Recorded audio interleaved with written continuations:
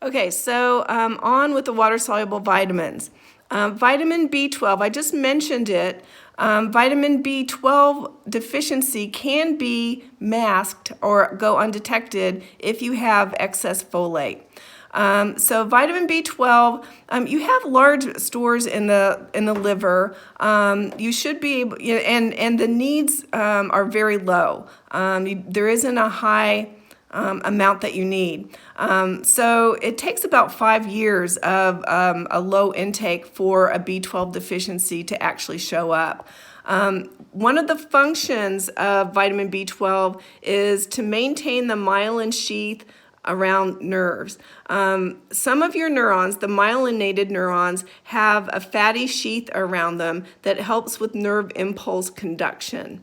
And so you can see the pictures down below of the nerve cells where the axons are actually myelinated. Vitamin B12 is needed to form that.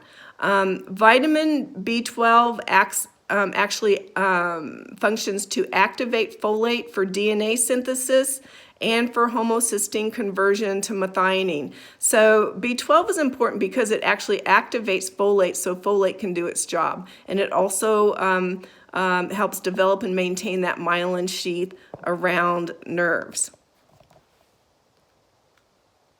Okay, so deficiency of B12.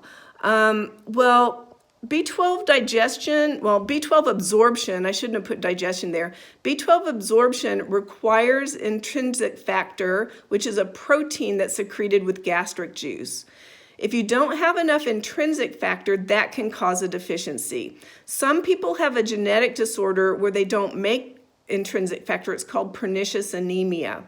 But one of the symptoms of B12 deficiency is anemia. It's the same anemia as the folate deficiency, the macrocytic anemia. That's because B12 is needed to activate folate, and folate is needed for red blood cell synthesis. A B12 deficiency can also cause nerve degeneration that's permanent once it's been developed.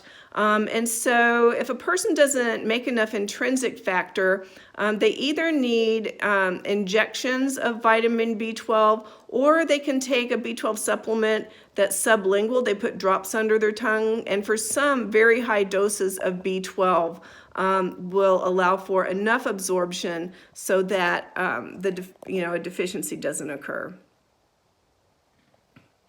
So who's at risk for B12 deficiency? Vegans.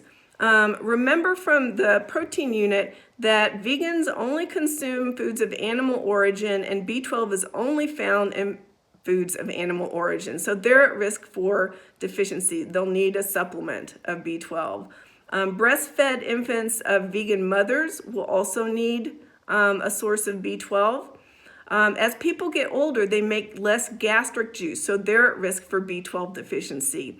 Some recommend that people over 50 take a B12 supplement because of this. My dad happened to have developed a B12 deficiency when he was, I can't remember if it was his late 60s or early 70s.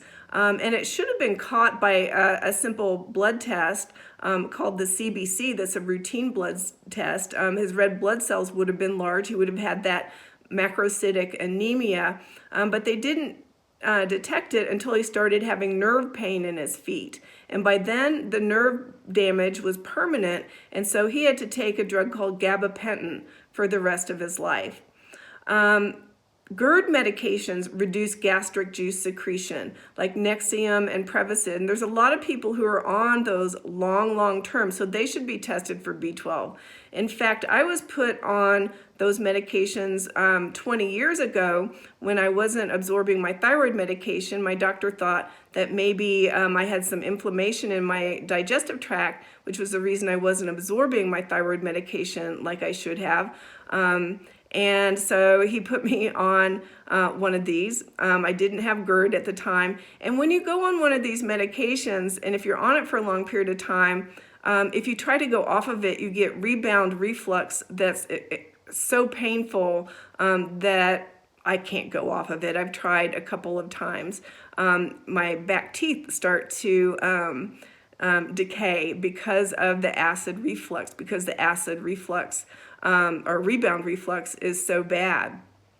I did have my vitamin B12 tested a couple years ago and it was a little low, so I do take a supplement, and that's because I've been on this medication that I didn't need to go on for a long period of time.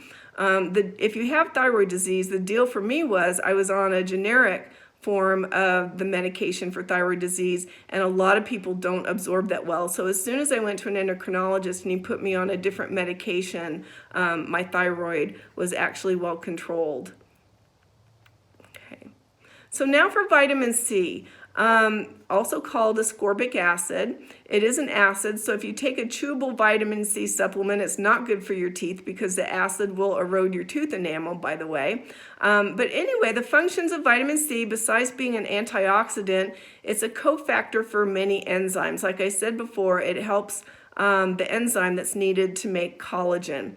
Vitamin C is also important for the immune system health. Excess won't boost the immune system. So your immune system will be weakened if you don't take enough, but it won't be boosted if you take excess.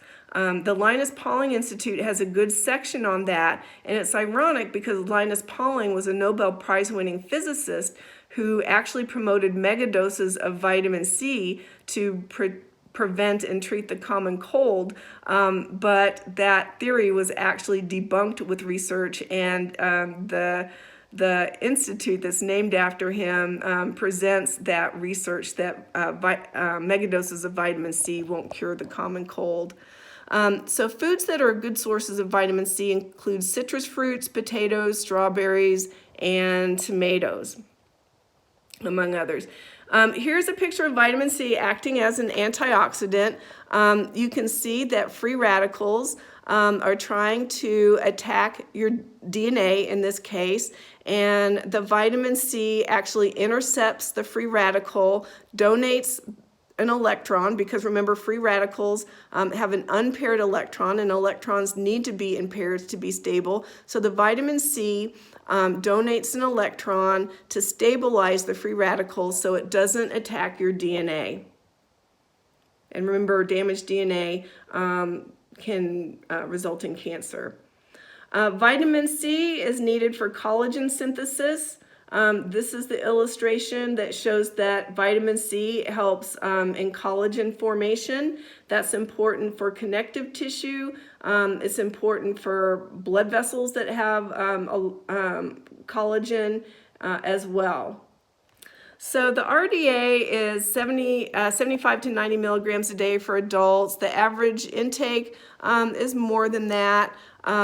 Your tissues are saturated at 200 milligrams a day, so more than that is probably just going to be excreted in the urine. Less than 1,000 milligrams a day is fairly non-toxic, but the thing about taking excess amounts of antioxidants is large amounts of antioxidants can actually make them become pro-oxidants. That's why this thing out there about people taking 80,000 milligrams a day of vitamin C for COVID is a little bit scary. There are some trials that are going on in China about high-dose vitamin C and COVID, but there is no evidence that it is safe and effective. Deficiency of vitamin C results in, because gum tissue is made largely of collagen, spongy bleeding gums, pinpoint hemorrhages on skin because the arteries need collagen for structure, so they start leaking. And scurvy is the deficiency disease. So these are some spongy bleeding gums. I showed you those really awful pictures at the first part of the semester. The first nutrition experiment was actually attributed to the 1700s, where a physician called Lind, Dr. Lind, treated sailors with scurvy with acidic foods, and one of those foods happened to be limes, which have vitamin C in them. So I have just some slides that you can use to study or for information on the different food sources of the B vitamins and vitamin C. So now I'm going to stop and I'll talk about the fat-soluble vitamins in the next video.